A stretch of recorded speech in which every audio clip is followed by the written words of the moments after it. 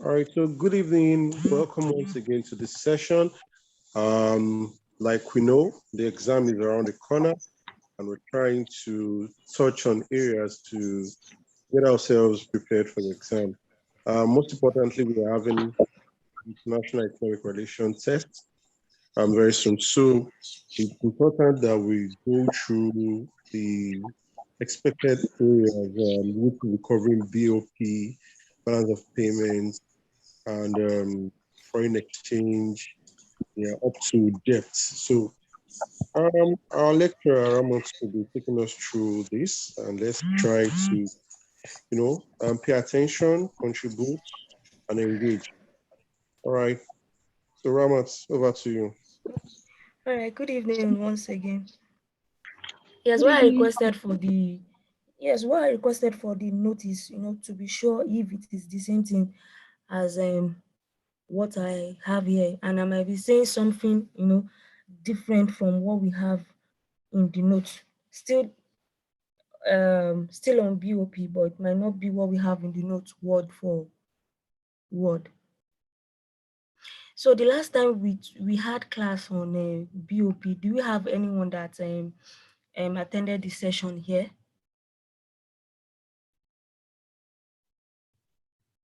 Yeah, I'm sure I did. Is there any other person? I wasn't about the class for last week, Rahmat. Okay.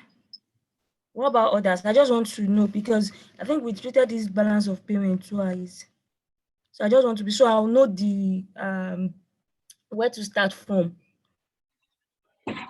Or Sorry, I let me wasn't just there either. I was not around. so that means we have like 3 persons, right? I'm just joining for the first time, I think. Okay, it's fine. It's fine. Yes, I think I like it this way. Yes. So okay, now we'll be looking at um balance of payment tonight and foreign exchange. Then tomorrow we'll also be looking at part of foreign exchange and debt management. What can lead to debt for a country? What are those preventive measures and how can it be managed? There we'll be talking about solvency, we'll be talking about liquidity, we'll be talking about if a debt is sustainable or unsustainable. But tonight we'll be looking at BOP first.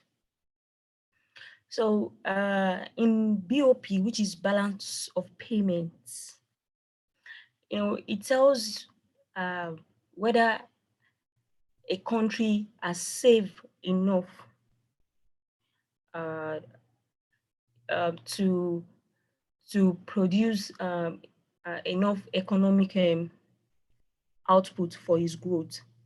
And the way BOP is being carried out, it's reported quarterly. So it depends on uh, how the situation of a country is. So if they are fine, they can decide to, report the BOP yearly. But if they see that okay, there's something going on, maybe the rate at which the import exceeds the export is at alarming rate, so they can decide to say okay, let's see how this can be done quarterly. But normally it is calculated every quarter. So what balance of payments simply means is, at first in the beginning of the class, we talked about different theories of international trade. And we've also discussed about foreign policy,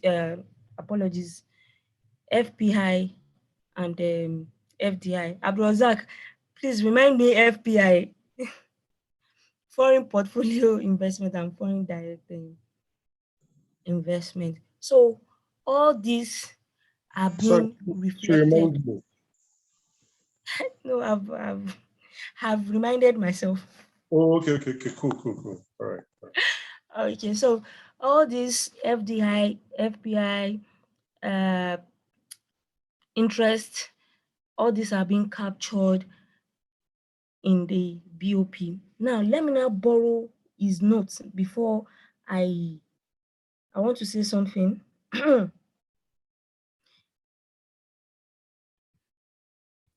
In his notes, he said BOP is an accounting statement based on double entry, right? Based on double entry bookkeeping. And every transaction is entered on both sides of the balance sheet as credit and as debit. So anything that will make money to flow into the country is being recorded at the credit side. But if money, or let's say grants or aids, are being moved out from the country, let's say Nigeria, then what you are saying is it will be recorded on the debit side. So he went further. He said,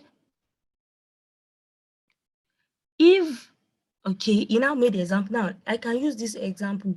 If I buy, now if Nigeria should buy, I want to put this to us. If I should buy an Italy shoe, what if we are to record it? Let's say we are trying to record credit and debit side. You can see that money is going out, and that means we are importing. I want to buy Italy shoe. What in that transaction now? What will be recorded on the debit side? Will it be recorded on the debit side or the credit side? Debit. Okay, debit. But in the other way around, if I should export that shoe to, let's say, Italy, where will it be captured? Credit, because you are the one receiving payments. Okay. Debit So, side. Credit. okay, now Sorry, credit side. Export. So what balance of payment captures is it records every international trade transactions, every financial transactions made by the country's resident. These are captured in the BOP. And I said that it is calculated quarterly. Now, it could also be that, okay, and BOP includes three accounts. We have current account, we have capital account, and we also have financial account. So let me borrow. So every international transactions will result is either in a credit or a debit. So any transaction that causes money to flow into a country will be recorded at the credit side. But any transaction that causes money to leave the country, then it will be recorded on the debit side. Now, let us look at his notes here. Okay, so he's now saying if there's something called deficit or surplus. If the credit exceed if the credit exceed the debit, then we can say, okay, there's surplus. But if the debit exceed the credit, then it is what? It is deficit. So now we'll now be looking at current account. What does current account, what does it captures? Trade in goods and services, unilateral transfers, and investment income. So those four are being captured in current account. Now, you see, this current account, it is deficit when the country spends more on imports than what they save. And if current account deficit continues like that, it slows down economic growth. And that is where the debt can also come in from there. So because, foreign lenders will begin to wonder that, wait, when are they going to have, return on their investment? And we know what the fall in currency, we know what it result to. It will result to, inflation. But let's not go there. We will be looking at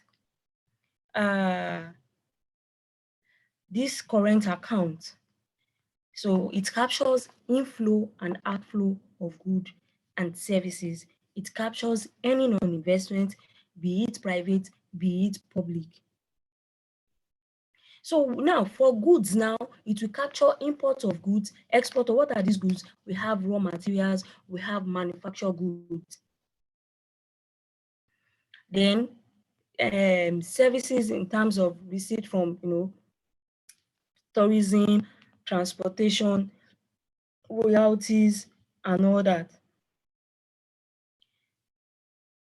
Then we have grants and aid, which are the unilateral transfers. Now let me borrow his notes. He used tangible and intangible, if I'm correct. Let me see. That's how we'll be doing it. So we know that we are on the same page. So in his note, he said, current account is defined as that account including the value of trade in merchandise, of goods, of service, of investment income, and unilateral transfers. So the unilateral transfers will be in form of receipts and payment. So the merchandise, which is the goods, we have intangible, commodity, and tangible. So services are like he said the service category refers to trade in the service of factor of production, land, labor, capital. That was what I was saying the other time, that it includes tourism, transportation, engineering, business services, so many things, fees from patents and copyright. So all these are captured under services. Then the investment income, that is the income derived. Can I add something? Sorry. Okay, so I I'm with just you. I'm too fast, right? No, not really, not really. Yeah, I just want to, just for understanding, trying to differentiate current and capital accounts. And Yes, I want to come in from the accounting perspective, why you okay, should sir. have current differentiated from capital accounts. Current accounts, basically in accounting, is used for, something you're doing as a cycle. Often, you do very often, just like we have it Yes. that accounts being prepared on a quarterly basis. So the current account is expected to cover the transactions, your normal transactions, buying and selling. So that's why you have the import exports, you have the merchandise, payments for service, and all that. When you go to the capital account, it is basically with, in nature, what looks like investment. So that's why the basic items you see in the capital account will be the assets and liability. Meaning, if you don't have investments, the next thing you'll be creating will be liability. So it's either you have assets as investments in your country or outside your country, or you have liability, which is the other side of it, which is you're creating debt, and you can have it in different ways. Is either you're creating debts, for other countries, or you're doing that, seeking for it as well. So And that will help our basic of understanding what the current account is used for, normal transactions. And that is done very often. But the capital account will be used for something that will go on a long term. So your assets is held for a long time. The liability in most cases are also created for longer periods. So I just want to explain, that part for us to have an understanding. All right, thank you. Can go ahead. Okay, thank you, Abdurazak. Thank you so much. So now, the current account has the first sub-account, which is the account under merchandise trade. We have the services, we have the income receipt, and the unilateral transfer. So in his note,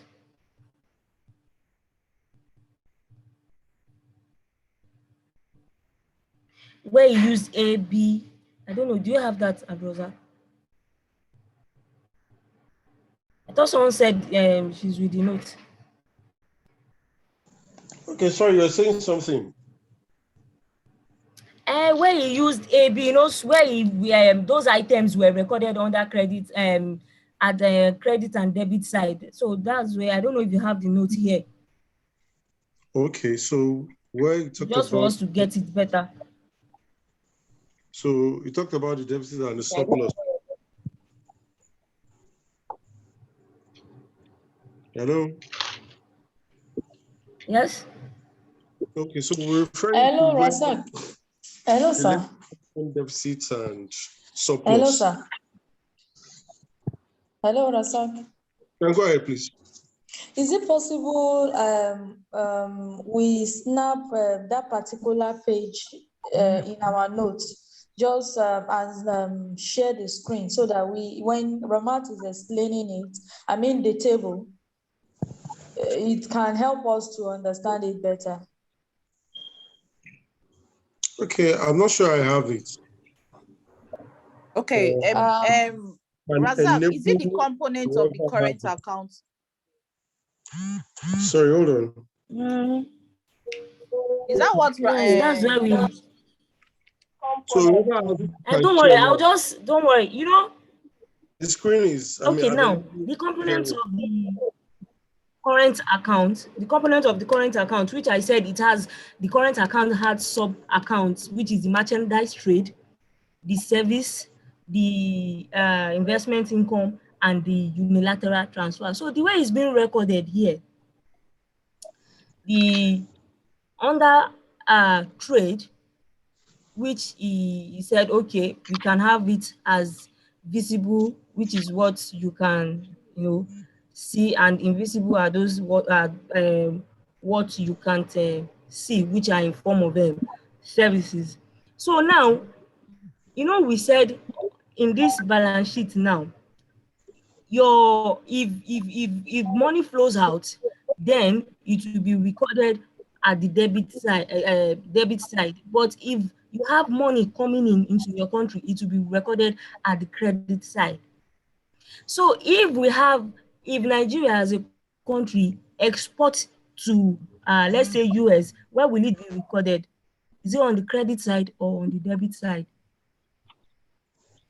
Let's just be fast about it. This battery is getting low. I'm not get the question. It should be credit. Okay, I'm saying if we want to quickly treat components of current account.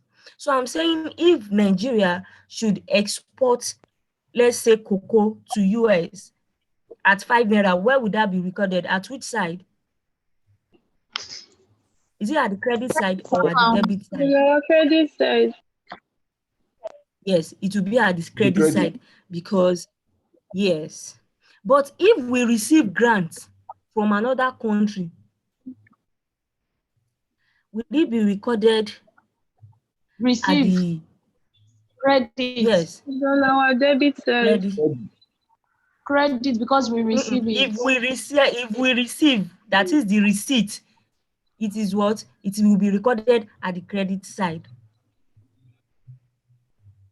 Now, if we import let's Rahmat, say if Nigeria should, yes. I think you are you trying to mix it up? I don't know. I'm just looking at what you just said. You know, Okay, we are so looking at unilateral transfers, and yeah, if we give out, if we are the one giving aid, it will be recorded on the debit side. That will be transfer payment. We are the one paying. But if we are the receiving and we are the one receiving that grant, then it will be recorded at the receipt side. Okay, so I'm trying to relate it to our normal bank transactions. Like, okay, if I give out money, it will be on my debit side. Then if I receive, it will be on the credit. So anything I receive credit, then anything I give out debit. Am I right? Yes, I didn't study accounting, but that is how it is here on current account, because under capital account, it's another way. It's the other way around. Okay. Continue. Thank you. So we here where now Sorry, please, is this the beginning of the lecture? yes, per se.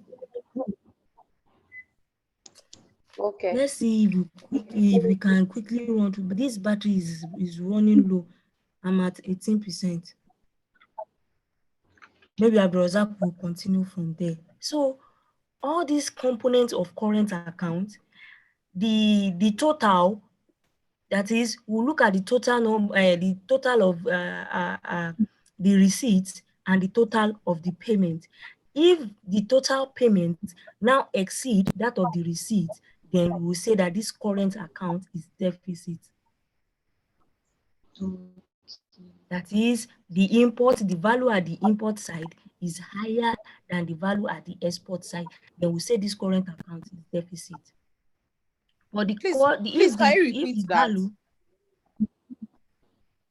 now I'm just only trying to talk about current account, if a current account is deficit or if it's in a surplus. So you know what he gave here, he already gave us the components, and some are recorded: the trade, the goods, the export of the goods, the services, unilateral transfer. For the export, it is being recorded at the credit side. Then for the import, it is being recorded at the debit side. So if you now look at the total, maybe it is in figure. If you now see that, okay, at the end of the day, which that is all we want to pray for, we always want to pray for our GDP to always increase. So if our export at the end of the day, if it is greater than the import, then we say this current account is in surplus. Then if it's the other way around, if the total payment exceed, which is the import, if it now exceed the total receipt, which is the export, then you say the current account is deficit. So that's why he now use, for all exports, he use A. For all imports, he use B. He now said A, which is for export, and B, which is for import. Anytime A is greater than B, anytime export is greater than import, then you are experiencing surplus in the current account. Then if A, which is the export, if it is lesser than the B, or if the B is greater than the A, then the current account is experiencing deficit.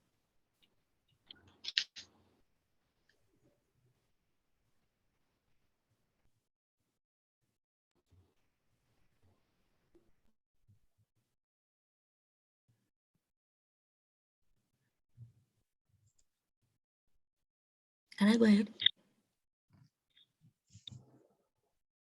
yes, please. Okay, thank you. So now we'll now be looking at capital account, and thank God Abdulrazak has, shed light on how capital and current account, the sub account under them. So FPI, FDI,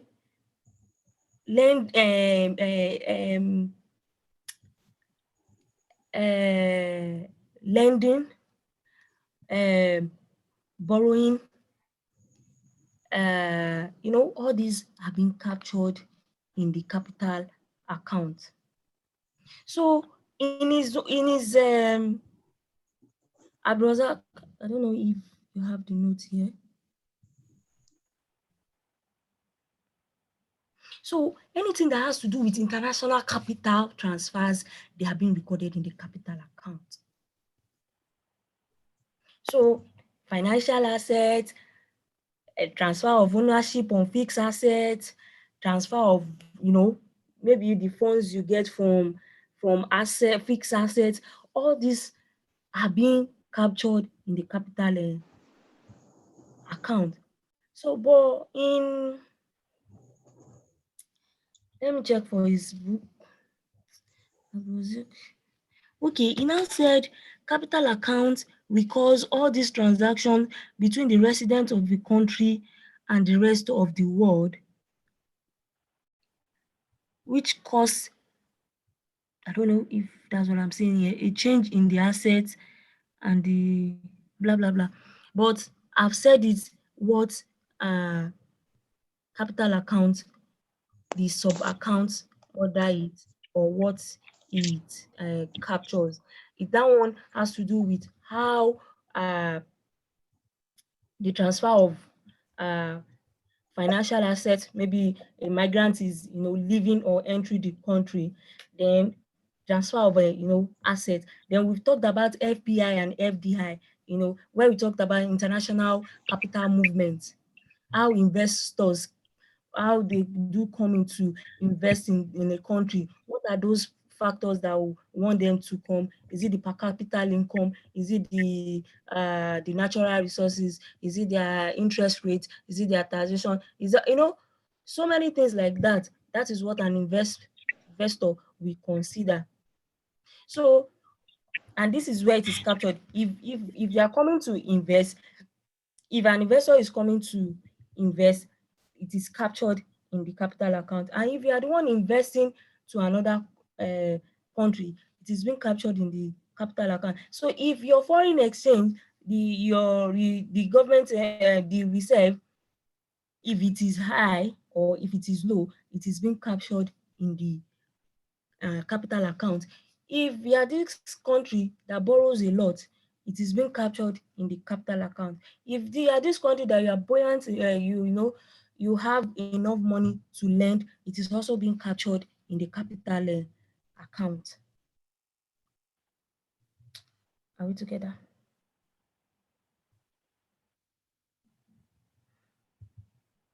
So Yes, what Jerry. We can what hear you. Thank you. Thank you.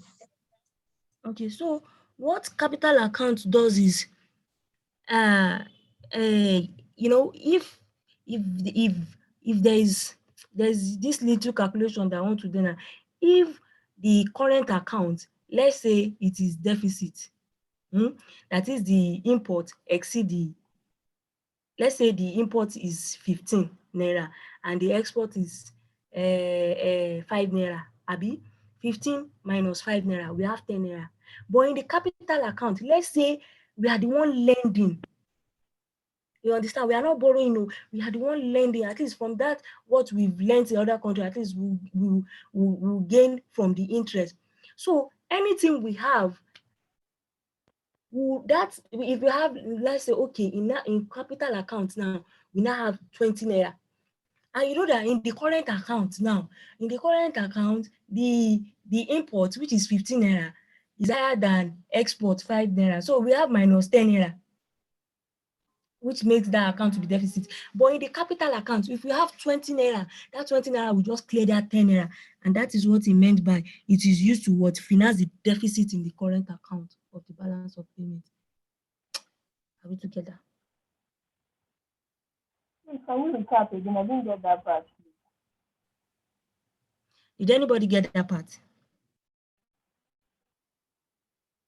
I didn't get that part. Yeah, we do, but Rahmat, please, I didn't get that part. Can you take it again? Okay, it's fine. I'm saying, you know, my battery. Let's see how we can. Okay. It's better we understand it. Let's not rush, because this battery now is going to be off anytime. I'm saying the point he made here. He said in capital account, it is used for two purposes. That is to finance the deficit in the current account of balance of payment, and also to absorb the surplus of current account. I now said, if you know what they meant by current account is deficit, that is if the import value exceed the export value.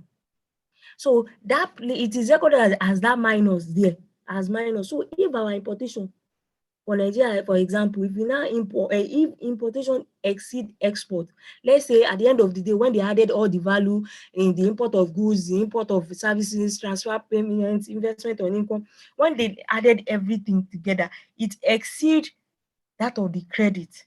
Let's say what they added together in the import side was 15. And what they added at the credit side was 5. Now 15 minus 5, we have 10. But the 10 here, because we as a country, we want our GDP to always increase. So at that side, it is what? Negative. Current account, it is at what? Deficit at that time. But our current account, that was what Razak was saying the other time, that our current account captures, you know, anything that has to do with assets, anything that has to do with, you know, capital transfers, anything that has to do with borrowing and lending. So if as a country, if Nigeria has enough to lend other countries, so that will serve that figure. Let's say it is 20, that will serve as a buffer. So that, you know, at the current account, they have 10 naira gbese, and they have 10 naira gbese, isn't it?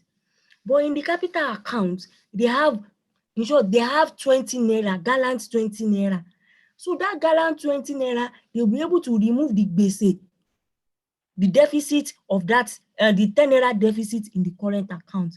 So can you now see that the capital account has been able to finance the deficit in the current account? Are we together? Yes. Thank you.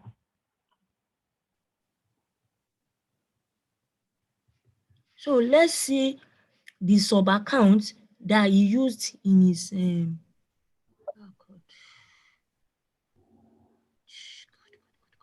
Hello, Rahmat. Yes. Please, can I ask a question? I want to see if I understand what you are saying. I'm with you. Let's so see, the current account now. Okay. Hello. I'm with you. Hello. Okay. So the current account now, like the way I understand it too, I'm not sure I get it. So, for example, now the current account, I don't have any money, or probably I'm still owing you 20 naira. I don't have any money in my current accounts. But okay, I have like a house in Lekki. So once I sell that property, I'll be able to pay you. Is that what you are trying to say? Because I don't get it. Okay, so not from that. Okay, Abrazak, please come in. I got lost. Okay, so any property that you can sell that will give you money is, you know, land is not liquid. It's not something you can sell that will give you that money like instantly. We are not even looking at that now. We are just okay. Abrazak, continue, because let me hear from you. Please, I'm sorry for taking you guys back. Just this calculation stuff. No, Abrazak will continue from there. My battery is low, but it's better we understand it. Wallahi. Let us understand it. God don't go shame us. Let us understand it. Let me do the layman explanation. I hope it can work. Okay, so typically when we ask ourselves, we need capital. In that capital, it means from that capital you can do several things. From that capital, you can say you want to buy house. From that capital, you can say you want to now make that house, in shops or offices. From that capital, you can now stock, the warehouse or do the fittings and all that. But again, from that capital, you go about to say, look, it is time to do business. So do I need this much again to run my business as operating expenses? Or, when I make so much money from my normal trading, I can go back and say, okay, I have made money now. I want to buy a car, or I want to buy truck. So which is still going to be a capital eventually. So now you have these two separate accounts. One is basically telling your status about your what. How much is your asset? How much is your liability? That one speaks about your what. That's the capital. The one that speaks about or that shows your transaction, your trading, your buying and selling, your payment for services and all that. The one that shows all those, everyday, about let's say everyday transaction, that is your current account. So that's why by the time you run your current account and there is a deficit, I need more money to quickly get some raw materials, and you go back to your capital, I beg, I need some portion, let me go and boost my trading. So you go back to the capital to take from it. So that means you have a deficit that are rushing back to your capital account. And again, when you run your normal operations, your daily transaction businesses with your current account, and you've made, excess, surplus, you keep it, you take it from there, go and put it in your capital because it's going to show your what. Or just like the same way you take it to your savings account or investment account, that would mean you're putting it in your capital account. So I hope that speaks about the differentiation between capital and current. So this is on an individual level. But when you take it to country level, your buying and selling, which will involve the importing and the exporting. So when you import goods, apparently you're paying for it. So money is going out. When you export cocoa, export gari, or export refined oil. By God's grace, if they go to start exporting refined oil, that moment you will not receive. And that's why we have this issue of what comes to your receipts and what comes, to your payments. So once you can interpret any of these items, you know what goes to your what's it called, your payments, and what goes to your receipts, side. And like we said, when your receipts is more than your deficit, your payments, it means you have surplus. Once your payment is more than your receipts on that current account, it means you have deficits. And when you have deficits, it means you need to rush back to your capital account to finance your balance. When you have surplus, then you can also do the same by taking it to your capital account. So I hope that simplifies. If there's any other clarification. So Abdulrazak, we now go back to. Sorry, please. I want to ask Razak, I just need to confirm. Sorry, Rahmat, please.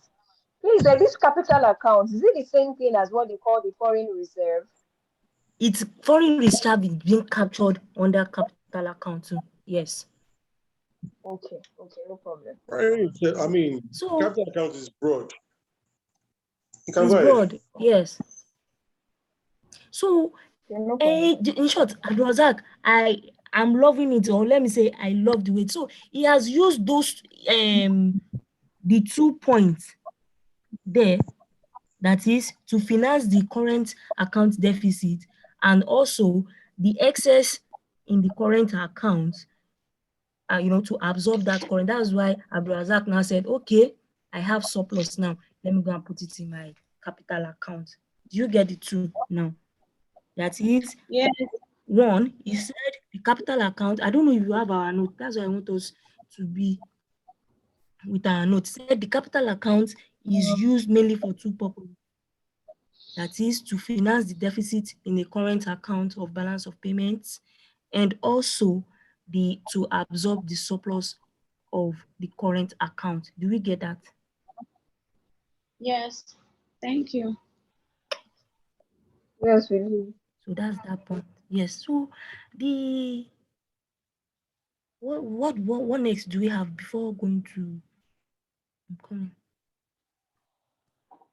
Do I have the notes there? I think I think that's the only. And you have the components of the Okay, then capital under the accounts yes, also. the component he now used was borrowing from a country. Now, normally if you look at borrowing from a country, if you are looking at current account, borrowing does not really speak well of a country, and you think it should be recorded at the debit side, isn't it?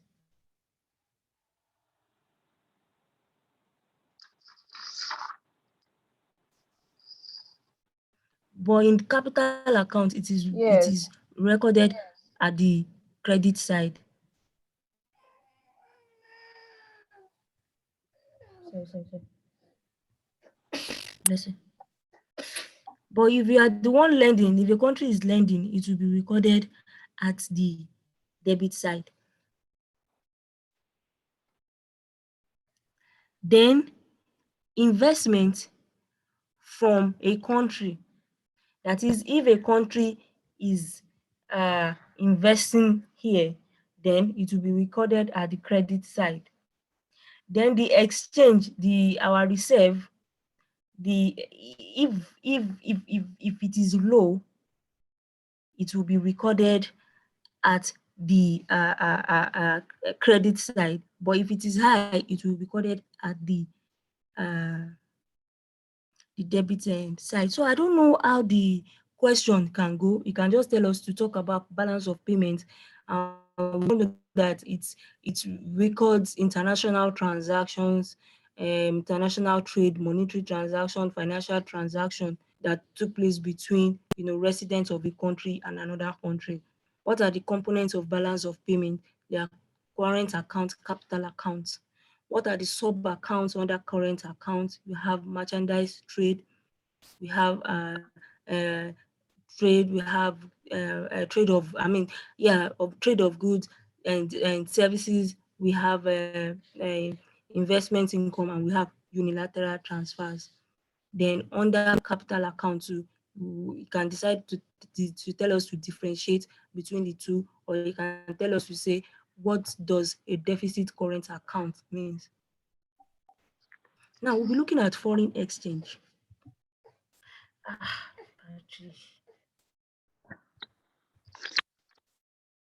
So there are two different things. There is foreign exchange, and there is a market where the exchange takes place. So tonight now we'll now be looking at, do you know, Abdulrazak, what's OMO? Can anybody tell me the work of central bank?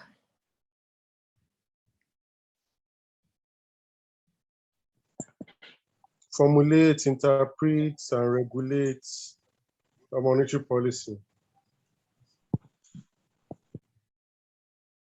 You said?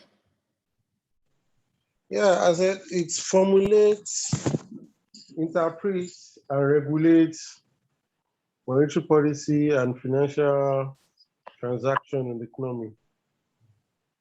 Yeah. So when we're talking about central bank, it plays an important role when in the monetary and banking system, regulation of money supply, control of different rates, interest rates.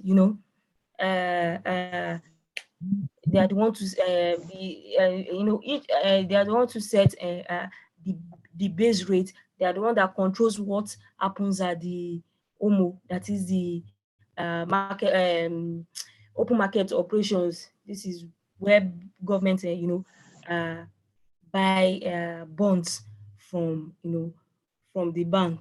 So now we'll now be looking at foreign exchange. Why I went that route, because we have two systems under the exchange rate where you use fixed and floating. And fixed, it is been, oh my goodness. So under fixed, that is where we'll be talking about, okay, the CBN, they are the one that controls everything under fixed, but which is also the same thing as pegged. Then under floating, we now say, okay, no, it is not central bank now. There are some forces, which is the demand and supply, the price. That is what determine what the exchange rate will look like.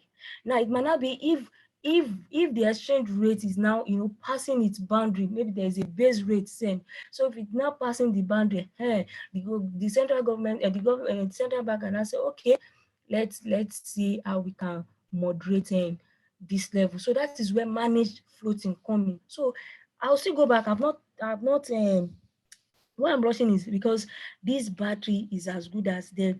So free floating, free floating or fixed peg. That is why you can have hybrid, you can have fixed peg and floating. What I mean by hybrid is combination of the what? Combination of fixed and combination of floating. And managed floating is a good example of what? Of hybrid. Because though it is, the exchange rate is determined by the power of demand, the power of price at that point. But if it's moving out, if the central bank governor sees that no, the way this thing is, and each country, different countries, they they adopt different foreign exchange system. They can decide, it depends on what they are facing. That is what will make them to adopt a foreign exchange system. That okay, we want to adopt fixed, which is the same thing as pegged, or we want to adopt floating. Now, before then, we'll now be looking at there's a question that says differentiate between managed floating, and also managed floating is the same thing as dirty floating. Managed floating, free floating, and pegged. So there are three different things. That's the only question I've seen foreign exchange. But I've not come a question on balance of payment. But since he said he's going to take us from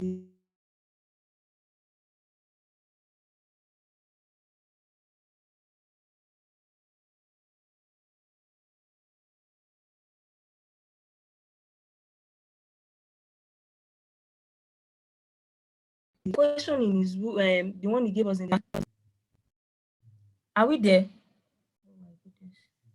Yes, we are. I didn't hear Yes, what you I'm said, here. no. Please come again. Just say something now. Yeah. Yes, oh god.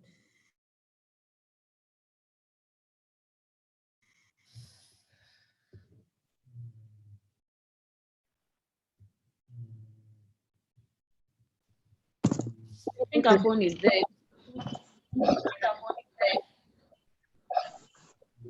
Okay. All What right. was So the last statement she made? I was about confirming that. Oh, sorry. Where would you capture that? Okay. If we don't, in the absence of that, we still need to.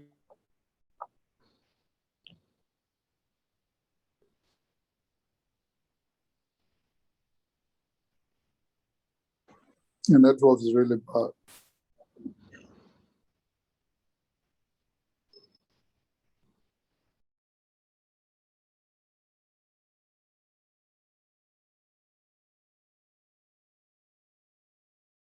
to continue. Just confirm you can hear me. Yeah, so I can hear you. I can hear you, Razak. Do you want to carry on?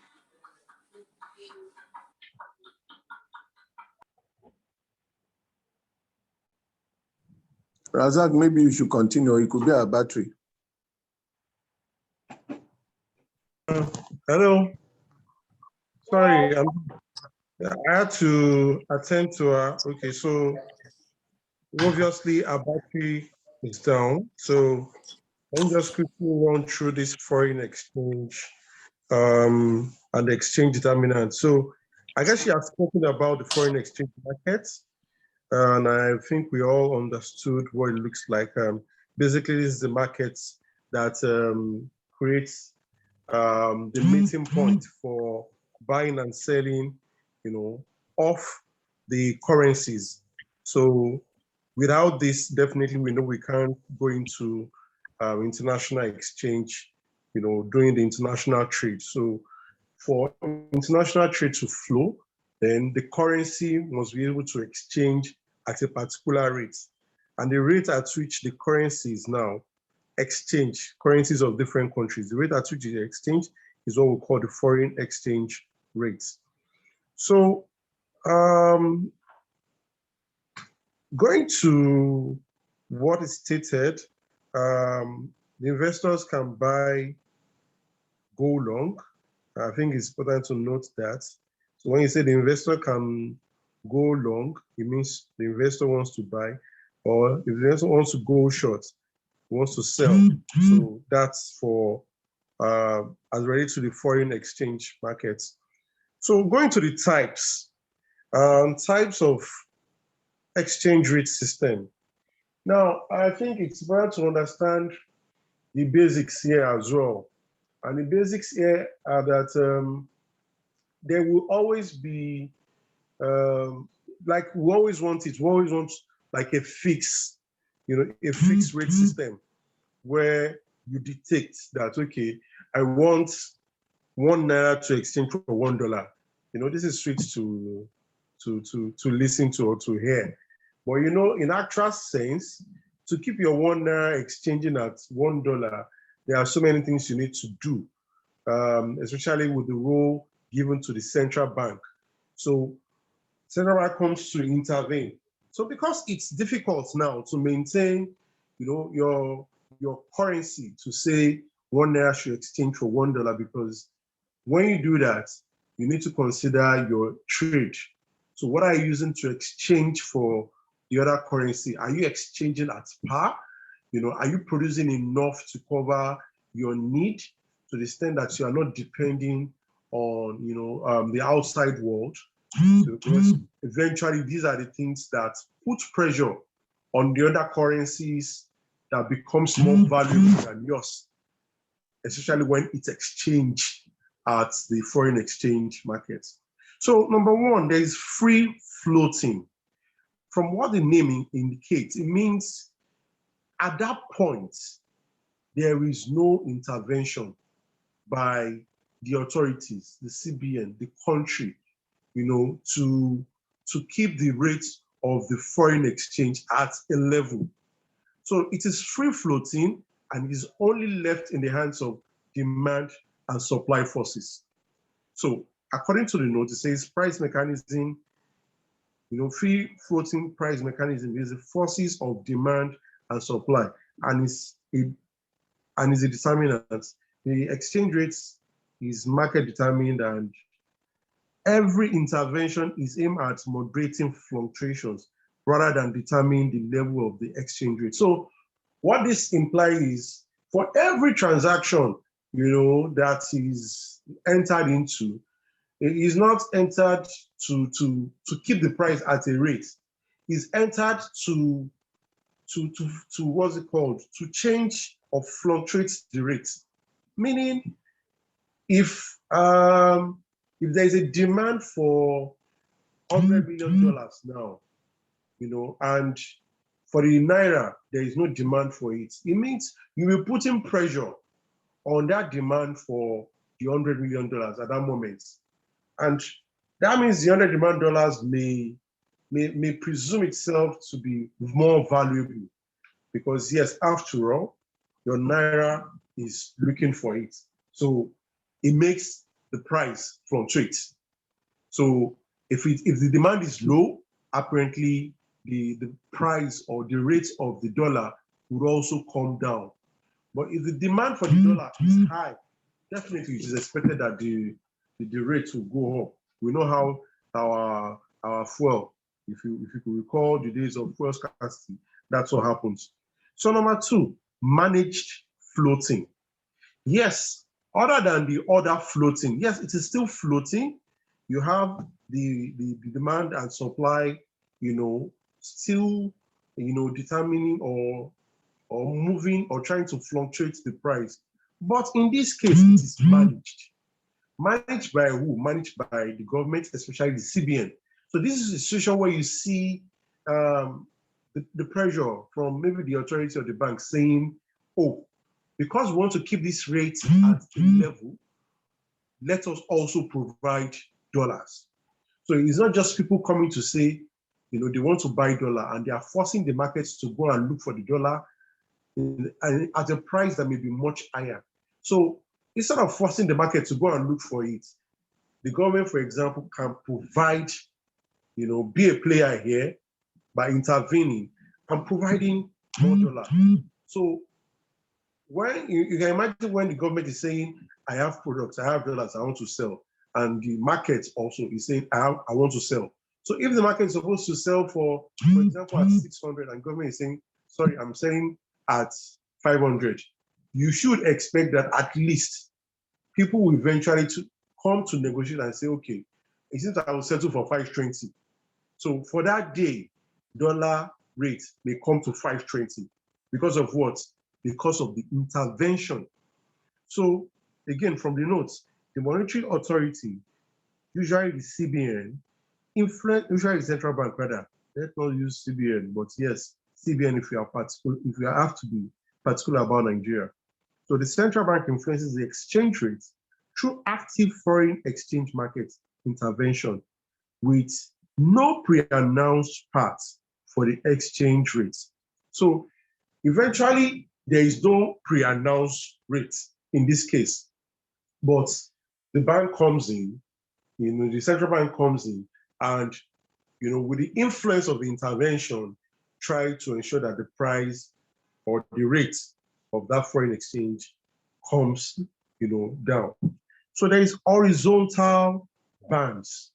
Now, what I understand from these horizontal bands means there is something that looks like a 2 double line that goes from left to the right, indicating that we want to maintain a rate that will not go higher than this and that will not go lower than this. So that band at any point in time is what is influenced. So from the notes now, the exchange rate fluctuates around a fixed central target rate, a fixed central target rate. Such target zones allow for a moderate amount of exchange rates fluctuations while tying the currency to the target central rate. So I've mentioned 3 types of foreign exchange rates. I just want to confirm, is this clear? And if it is clear, can somebody mention those 3 exchange rates I've mentioned? Yes, it is. Free floating, managed floating, horizontal bands. Okay. So there is no need for clarification. The second one, please. Managed floating. So like I said, the free floating is like, a situation where the CBN is raising its 2 hands up. The CBN is not doing referee in this case. He's just raising his 2 hands up and saying, demand, supply, do your thing. The second one, the managed floating, CBN is in that rate, in the market at that point, trying to intervene. He's intervening, trying to ensure that the price doesn't go too high, for example, or maybe in another case, it doesn't go too low too. But in most cases, like it's relating to us like in Nigeria, the CBN still does, it's still doing this by providing, good amount of FX to ensure that the price doesn't go up astronomically. So it means by the time they look at the market and they feel, oh, look, this price may go too far, too high. So they come in with FX, which they must have gotten from, say, foreign inflows or foreign income. So they just come in with the FX, bring it to the market, and this keep the price of dollar, at a rate that is managed. The third one, like I said, is horizontal band. So horizontal band, like I said, is when you think from your mind, think of two lines, drawing two horizontal lines from your left to your right. And when you have those two lines, that means the top place, the one on top is the benchmark that you're saying the rate shouldn't be more than this. And the one below is one saying the rate shouldn't be lower than this. So at that point, the rate that the CBN or the foreign exchange market will keep for a currency will always be within this band. So again, like I said, I hope this is clear. That's very clear. Sorry, please bear with me. Can you mention them again, please? Okay, there is the three. And my line is breaking. Oh, sorry. So I said there's free floating. So which means the CBN is handing off, is not getting involved. There's managed floating. So in managed floating, CBN comes in to intervene. Sir? Manage. Hello? Or what did you call it? Floating. The second one. Manage floating. Okay. And there is horizontal. Thank you. I think I'm horizontal. So the next one is crawling pegs. So in these crawling pegs, it is the exchange that is adjusted periodically in small amounts at fixed pre-announced rates. And or in response to certain indicators such as inflation, differentials against major trading partners. Now, the understanding here is that there are these adjustments in small bits. Nigeria at some point, to my own best understanding anyway, I think Nigeria at some point did this. There was a time when there was pressure on Nigeria that the rates, the currency, our Naira was still being overvalued, let's say by the CBN. So what Nigeria did at that point in time was to do a bit by bit movement. And they do that trying to manage the inflation. So if, for example, suddenly the currency depreciates and the exchange rates, for example, we could record when the exchange rate was around maybe 250, 300, and suddenly moved to 500. All of a sudden, prices of, so many goods, aside the imported one, the local ones, some of them that are affected by resources that are being imported, were affected, and the prices went up astronomically. So in order to guide against such, there are times where there is a crawling peg. So like I explained, the crawling peg is the exchange rate adjusted periodically in small amounts at a fixed pre-announced rate. So it is pre-announced because, yes, people understand, the beats, how it's moving and why it's moving that way. The next one is the crawling band. So we understand the crawling peg looking like something moving, a bit. For example, moving forward. So it was like the currency now being increased slightly, maybe by, let's say, 1%, like every week or every 2 weeks. So that's the crawling peg. The crawling bands, this exchange rate is maintained within certain fluctuation margins around the central rate that is periodically adjusted at a fixed pre-announced rate or in response to certain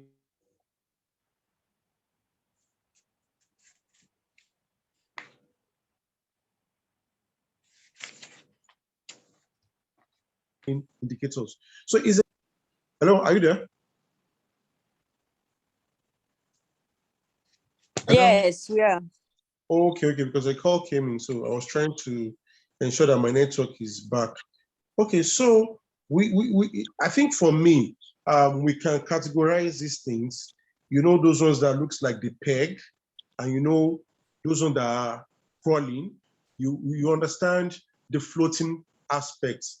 So because by the time we talk about these types, and which I know I've seen in the exam where types are stated, it's important that you start seeing and understanding those concepts when you pick those words. So when you pick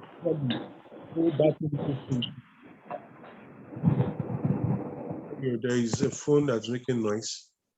And we just try to control our background. Okay, so like I said earlier, when we say floating is as good as there is the forces of demand and supply. So when you hear floating, the forces of demand and supply are at work. When you hear crawling, that's the movements of the exchange rates in it beats, in small amounts. When you get peg, peg is still a stage where you can determine the rates, usually by what's it called, the authority trying to peg the rates. So that is more like something that you can call price control. So it's somebody coming to say, I'm pegging here, I'm pegging here. So, and when you get the idea of fixed, definitely that is the intervention, saying, somebody's coming to fix, the rate. So back to what we're saying, the crawling band. Now, when we get band, we know band. When you hear band, always think of these two parallel lines that's moving from the left to the right, one on top, one below, and whatever the rate is going to be, it's going to be between the band. So that's where we get the band. So the crawling band again is the exchange rate maintained within certain fluctuation margins around the central rate. And again, it is periodically adjusted. That is why it is crawling, periodically adjusted at a fixed pre-announced rate or in response to certain indicator. So this was the common thing with the crawling. It's usually periodically adjusted, at a fixed pre-announced rate in response to certain indicators. So let's note this when explaining. Then there's fixed peg. The exchange rate is fixed against a major currency or some basket of currencies. Active intervention may be required to maintain a pegged rate. So again, like I mentioned, you have peg, you have fixed. That is full, more like a full price control by the central bank in this case. So the central bank is, but in this case, it's not still what we call fixed rates. When you say fixed rate, it means in that case, the central bank is just fixing the rates at what it wants. But in this case, it is fixed peg. So the peg there is considering, the rate against what? And in this case, we know it's fixed against a particular currency or what? Basket of currencies, and it's involved the active intervention, which is required to maintain the pegged rates. So a fixed, also called pegged, or flexible, also known as floating or fluctuating. So that's for the terms that we may get. When you hear fixed, it could also be called pegged. And when you hear flexible, it can also be referred to as floating, also as fluctuating. So you understand when we see the word fluctuating, it's still saying it is flexible.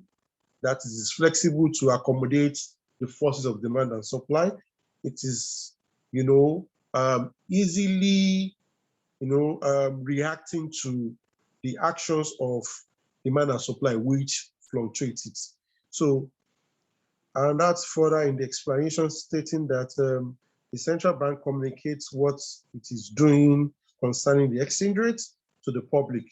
So when it is pre-announced, so you have such being done by the central bank.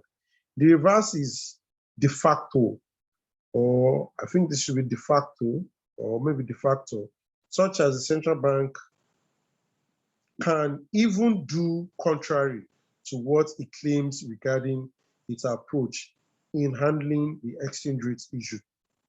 So if we have the notes, we'll see something that looks like a chart and shows the exchange rate regime being, further subdivided into two. So the exchange Razak, it seems you have a note though. Please, snap your notes, please.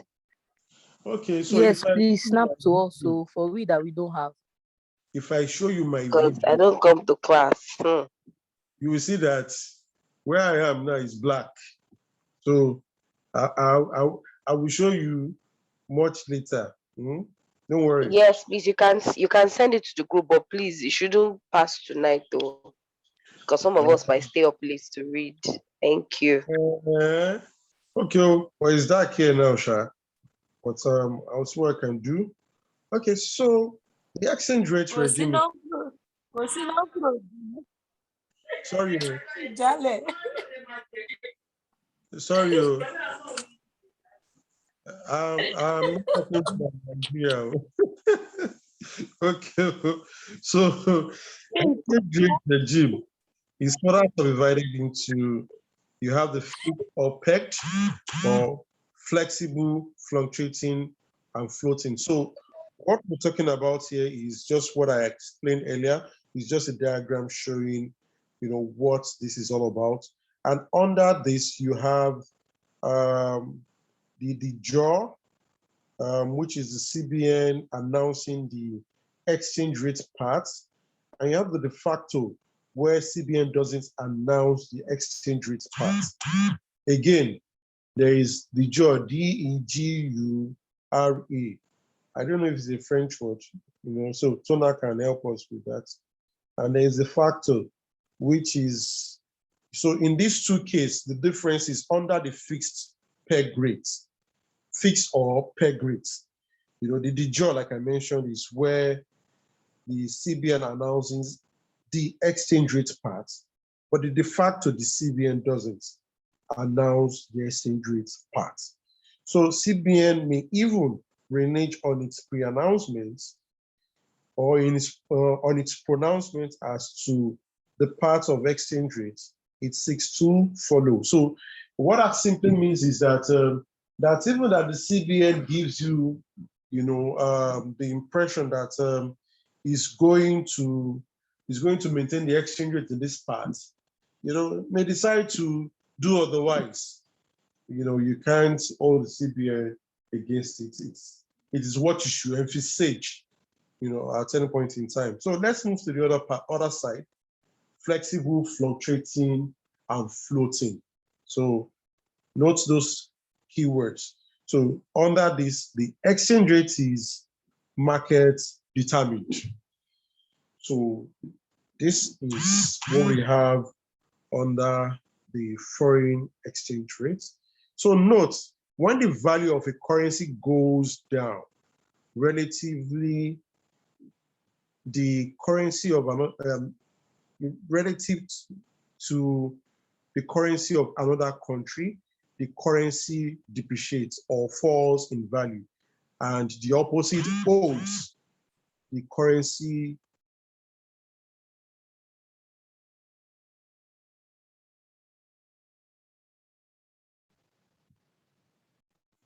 Hello? Hello? I can hear you. Okay, I just want to.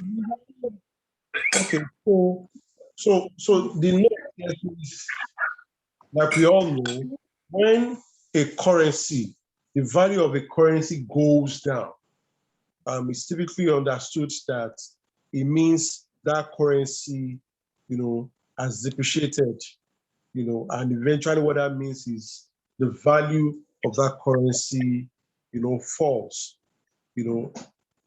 and in retrospect, what that means is the other currency now increases in value or appreciates. So with this, we will explain what we have as the flexible exchange rate and the fixed exchange rate system. So under the flexible exchange rate system, the value of the currency falls, P1 relative to another currency exchange rate. That's a depreciation. So when the value of the currency rises in relative to another currency, it means the exchange rate appreciates. Again, let's take it again. This I'm saying is under the flexible exchange rate. So when you say flexible, I hope you understand. What do we mean by flexible exchange rate system?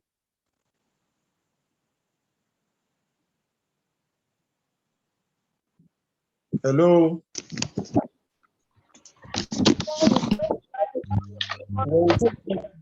System. What kind of system is that? The flexible exchange system is when the exchange rate is market demand. That is the forces of demand and supply determine the exchange rate of the market. So that's when we have the market, the forces of demand and supply determining the rates. So what we need to understand with this is, under this system, when the value of a currency drops, it depreciates. When the value of the currency rises, as in relative to another currency, that means it's what? It appreciates.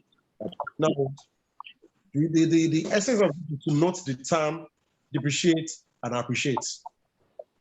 So what that could is when you buy a vehicle and you're using it, driving it like every day, in the next 1 year in accounting, it's expected that that vehicle would have depreciated.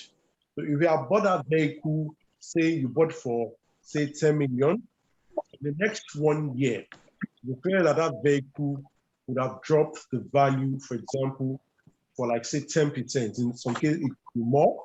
So that means that vehicle now worth like 9 million. So that is, it depreciated in value.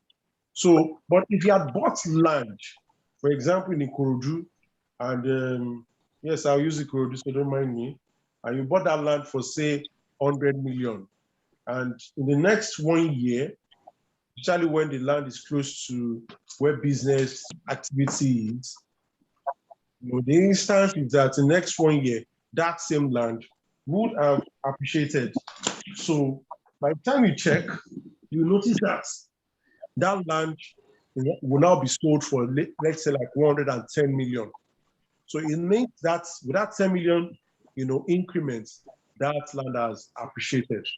So going to the other side, this depreciate and appreciate is being determined or is being tested at the markets. So let's note this, and by the time we get to this time, we'll know how to put it in case it comes in the exam or test. So the other side of it is a fixed exchange rate system.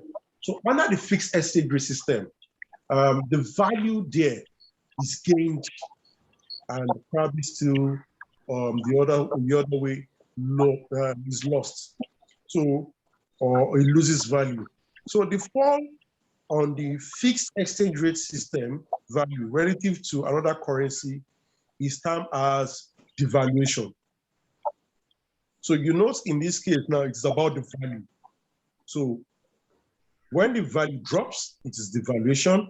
When the value increases or rises, it is called revaluation. So what is under the fixed exchange rate system again, and you know the fixed exchange rate system is a system where there is control. You know, there is control from the central bank, for example. So you know the situation where the central bank is doing everything possible to ensure that the rate is maintained. So when that rate is dropping value or the value falls, then it is what? Devalued, or what we call devaluation. When this value rises or increases, it is called revaluation. So from this, let's move to the currency board. And after this, I think we will need to call it a day till tomorrow, where we look at the remaining. So the currency board, the fixed exchange is established by a legislative commitment to exchange domestic currency for a specific or specified foreign exchange or foreign currency at a fixed exchange rate. New issues of domestic currency are typically backed in some fixed ratio, like 1-to-1, by additional holdings of the foreign currency. So what this technically means is that when you have bought in any settings, any circle, be it organization, be it association, yes, you know they have the power to legislate, the power to dictate what rule, principles, policies, you know, that is being used to operate. So in this case now, I'm sure this currency, I don't know if this definition is, to me, if it is elaborate enough, but I expect that this definition talks about where this board sits. Is it as CBN members or something else? So, but more importantly is the function. The function here is that the fixed exchange is established by the legislative commitment to exchange domestic currency for a specified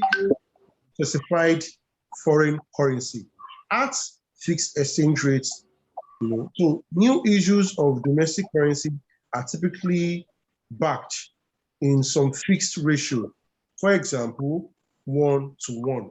So by additional holding of the foreign currency. So dollarization or non-separate legal tender.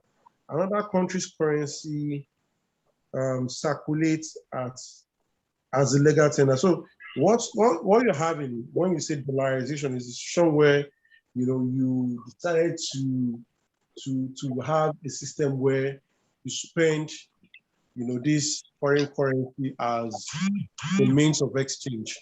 So you're having this in circulation in some countries where you could spend dollar as a means of exchange or carrying value.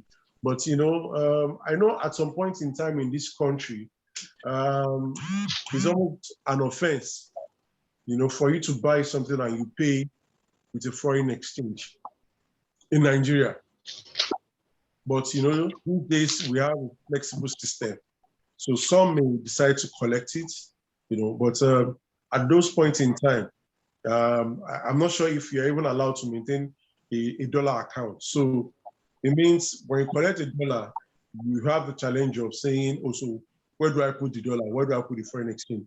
So I'm sure you can't take, for example, it's because you have dollar and the way the dollarization is being accepted or taken all over the world.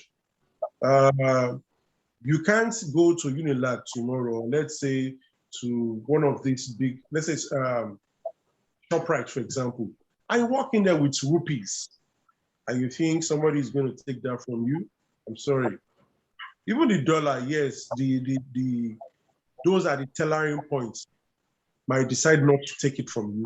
They may request for maybe the manager or supervisor to come in, probably try to see how they can set an exchange rate or probably exchange it for Naira before they can receive that. But for example, if you're coming with rupees, you might end up keeping your money and say, guy, go and get your Naira, before we can do business. So I think with this, we've been able to cover the balance of payments and also the foreign exchange. So I think tomorrow, as expected, we'll be talking about the debt boarding, and the management of debts. So, any questions so far? Any clarification? Okay, thank you, Razak. Good evening. Good evening, sir. Yeah, how are you? I'm fine, thank you, sir. Yeah, you tried very well, and you did justice to the topic. But I just want to clarify when you're talking about de facto and de jure. When you talk about fixed or pegged exchange, the central bank, say for instance, what is happening now between the dollar and the naira. In reality, the black market is selling something at 570, and central bank governor was asking who actually fixed the rate. So when such a thing happens, you call it the jure, also de facto, because it's in reality, but it's not legally approved. That's de facto. But when it's the jure, it means it followed through the due process and is legally approved and they have a fixed rate. That's different between the jure and the de facto. Thank you, sir. You're welcome.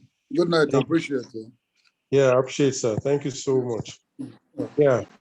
Okay, so any other contribution, clarification, explanation, contribution?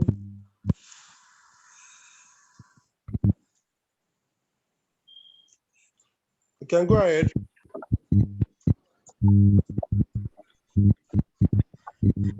I've shared the recording.